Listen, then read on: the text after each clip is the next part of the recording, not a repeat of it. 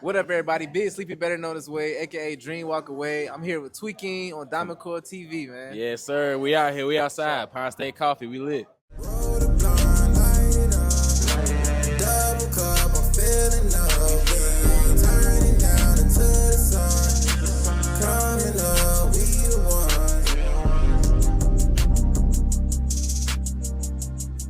Ultimate question is, what made you start making music, brother? So what made me start making music, again. Yeah, So what's what up? made me start making music, bro, was like, I didn't grow up in the best life, like mentally. Like my mom provided and stuff like that, but you know, in the South, they aren't really geared to handle like mental trauma for kids. You know what I mean? So I turned to music. Like my mom used to write poetry, which I didn't find out until high school. But she used to do poetry, and then I found Eminem through my stepdad, and then through Eminem, I found like Ludacris, and then I just kept like venturing out and looking at new artists and stuff. So yeah, those was my first two though. Like those was like got me into rap. So have you ever like read any of your mom's poetry? You said read? Yeah. Actually, bro, I've only ever read like 1 or 2 pages, bro. Word. Like, yeah, cause my mama has a book that she's kept since like the 80s, bro, where she writes down just like how she's feeling, or for sure. you know what I'm saying? Like she's real religious, so there are a lot of religious poems in there and stuff. But yeah, I found the book and I flipped through and I was like, Mom, you write poetry? And she was like, yeah. And I was like, what you mean? Like I make music. Like you should have been told me this. Said something. Yeah, for bro. Sure. So that she really inspired me in that type of way too. You caught it. So how would you say that like poetry inspired you as far as being an artist? Like what type of flows you feel like came from directly from poetry type shit? I think just in general, where I'm different from a lot of artists is that some people make music kind of just to make music. Yeah, for sure. But I see it as an art form. Like I feel like storytelling, poetry, spoken word, and like what I do is not that different. Yeah, it's just like you might have a couple 808s or like some guitars or something, but I feel like I do the same thing just in rhythm. You know what I mean? I like telling stories. Like of course we got songs for the turn up. Like we love the turn up, but at the same time it's like, bro, you can really make some shit. Like you can really make like niggas cry with songs, like not intentionally, but just because of how you coming from your own soul. Yeah, for sure. And the realest thing you can do is be real with everybody else. Yeah, you know bro. what I mean? I would say that's probably been like one of the best experiences performing for me, type shit. Like touching somebody in the crowd, cause like something in the woods, bro. It was people that was coming up to me telling me like about certain stories I told before my songs came on. Like you know, I used to be on drugs. I used to, you know, and how I overcame that. And in your story, it touched me. You feel me? Shit like that. So. It definitely helped as far as defining my purpose as an artist. Yeah. Would you say like other people's stories help you with that? Oh, for sure, because everyone wants to pick an artist out they can relate to. Yeah, for sure. And then when you relate to that artist, the next step is to find other people who also relate to that artist, and then you all become a group. Yeah. You know what I mean? For instance, bro, like when you go back to talking about being like real vulnerable stuff in your music. So this is an exclusive too. I've never said this out loud before. Yeah, for sure. So I lost a kid back in like 2024. Rest in peace. The girl had she got pregnant, and the baby got caught in her tubes, and we ended up losing the pregnancy.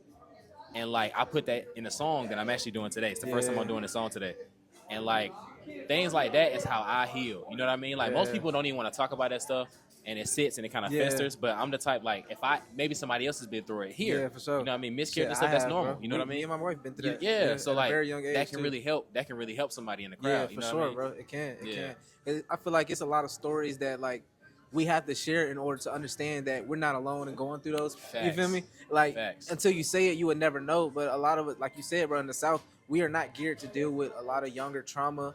We're not geared to handle a bunch of situations that if you were in a faster setting, you might have caught on a little bit more keen, just because they already got the books and shit behind it. You feel me? Down here is like, bro, if your family from the South, 9 times out of 10, y'all don't really have like a written down structure. You just know it. You know, you feel me? Bible belt, like type shit. It's either if it ain't about the Bible, it's nothing. They not here trying to hear nothing. Yeah, about no, it. nothing. Yeah, bro, you know what I mean? For sure, bro. You know what I'm saying? All right, so with that being said, what would you deem yourself as far as religion or spirituality? I am religious. I believe in God. I believe that my relationship with the church has kind of got severed a little bit, just because I remember coming up in my own church in Holly Springs. I see a lot of backhanded stuff, or people trying to push other people out of certain positions. For sure. And then sometimes you will see with certain churches, like you see people put a lot of money towards it. Yeah, right. And then you see pastors in Benzes, mansions. Matter of fact, bro, look, you even want to get deeper, bro. Like the whole Black Lives Matter movement, those girls, they took all that money that we donated that was supposed to help black people and disenfranchised people and bought like 5 cribs, all these mansions and stuff, and nobody lives there but them. You know what I mean? So who are you helping? You know what I mean? That shit don't make no sense, bro. So I'm spiritual, bro, and I believe in God, but I believe in my own terms. You know what I mean? Like I still read the Bible and stuff, but other people kind of lose sight of what's important. Yeah, for sure. Yeah. I feel like a lot of organizations tend to do that. You know, I think this currency gets a lot of people caught up. You feel me? Sure. Like a lot of people caught up type shit. So we lose the vision, bro. We end up starting to think like, oh, I want money, I want this, I want that. And in all reality, I'm pretty sure Jesus is not as popular as he is because of money. You feel me? Type shit. Yeah. I'm pretty sure it was because of his book. People get enough money, you know? and they think they God. Yeah. So now it's like, if I got billions, what is he gonna do for me? Facts. You know what I mean? So I feel like that's how they feel, bro. That's true. I ain't gonna say money can't buy happiness, but at the end of the day, bro, if we deal away with money, salvation.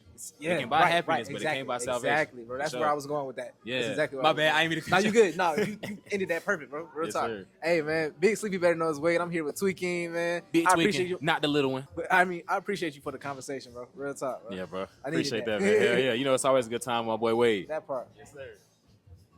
Roll the blunt, light it up. Double cup, I'm feeling up.